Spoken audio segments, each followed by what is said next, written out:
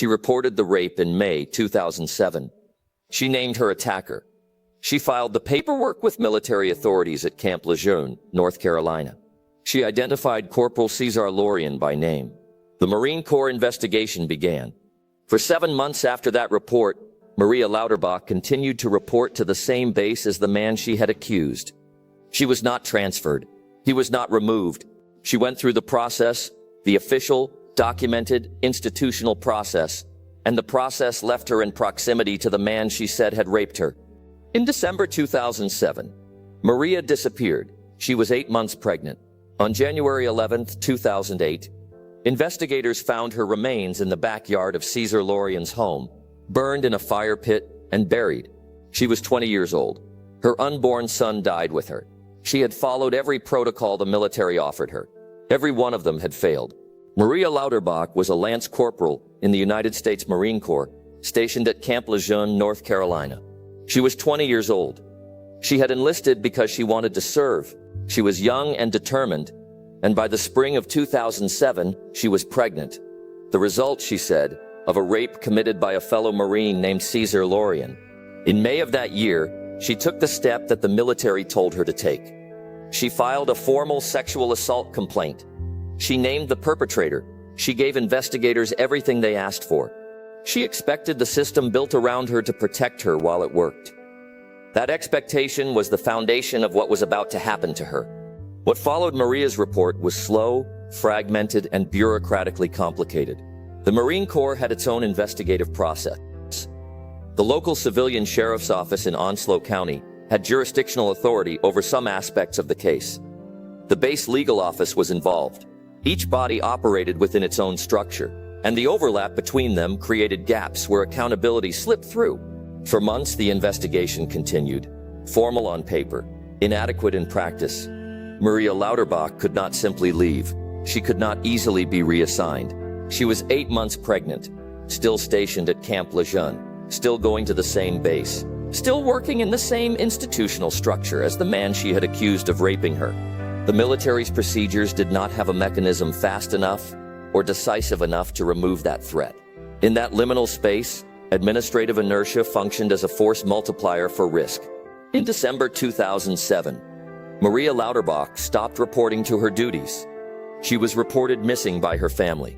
Camp Lejeune officials initially described her as having gone AWOL, absent without leave, a characterization that implied she had chosen to leave. That framing matters. To call a missing pregnant woman AWOL is to ascribe agency where there may be none, to treat disappearance as choice rather than crisis. Her family did not accept this. Her mother, Maria Lauterbach, pushed back immediately. She contacted investigators. She hired attorneys. She insisted that her daughter had not simply walked away. Maria Lauterbach demanded answers. The public posture of the base, the early official statements, and the bureaucratic shorthand combined to delay a full-scale search until questions raised by a grieving mother could no longer be ignored. The investigation began to look more seriously at Cesar Laurean, only after persistent pressure from those who refused to accept the initial characterization. On January 11, 2008, investigators following leads connected to Laurean searched his property. In the backyard of his home on Camp Lejeune, they found a fire pit. They excavated. Beneath the burned earth, they found the remains of Maria Lauterbach and her unborn son. She had been murdered. Her body had been burned in an attempt to destroy evidence and buried where Laurean believed no one would look. He had killed her, a pregnant woman who had trusted the legal system to protect her, and buried her in his backyard. By the time her remains were found, Laurean had already fled. He had crossed into Mexico days before the discovery. The discovery itself was brutal in its clarity. The physical evidence corroborated the worst fears of her family, and it made any remaining bureaucratic euphemism untenable. Cesar Laurean was located in Mexico in early 2008. Extradition was complicated by Mexico's legal prohibition on extraditing individuals who face the death penalty in the requesting country. The diplomatic and legal hurdles delayed the return of a suspect to stand trial. The process took over a year. Laurean was returned to the United States in 2009 and tried in Onslow County, North Carolina. Prosecutors presented the evidence, the fire pit, Maria's remains, forensic links between Laurean and the site, and the timeline connecting him to the property where she was found. The jury found him guilty of first-degree murder. He was sentenced to life in prison without the possibility of parole. The conviction was one element of accountability that functioned correctly. A court examined the facts, a jury deliberated, and a sentence was imposed.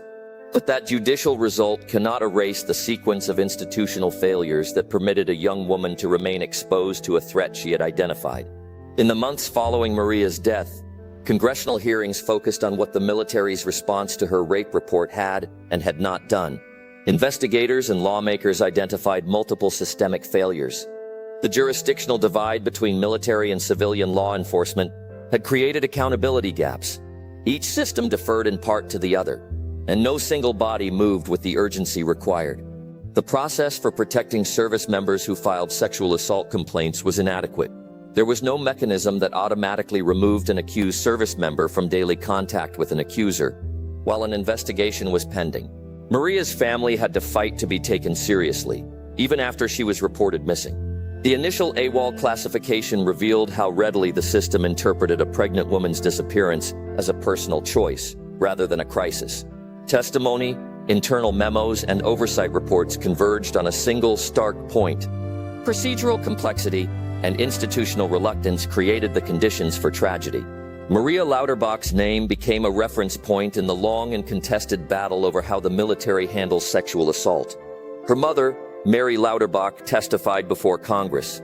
Advocates cited Maria's case in arguments for stronger protections under the Uniform Code of Military Justice, specifically for the right of sexual assault victims to be transferred away from their accused attacker while an investigation proceeds, and for greater civilian legal oversight of military sexual assault cases. Political pressure, media scrutiny, and the work of reform advocates forced incremental changes in policy and practice.